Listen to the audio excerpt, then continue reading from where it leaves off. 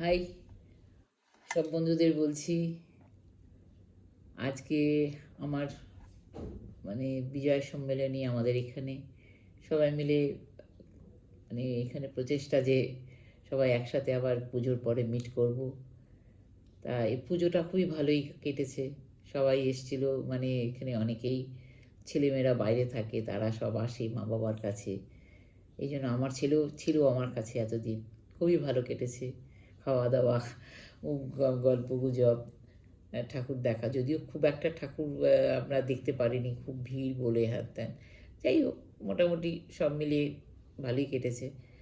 আজকে এখানে বিজয়া সম্মেলনী, এখানে অনেকের সাথে আমাদের আজকে পরিচয় হবে নতুন করে। প্লাস অনেককে চিনি, অনেককে আবার জানি।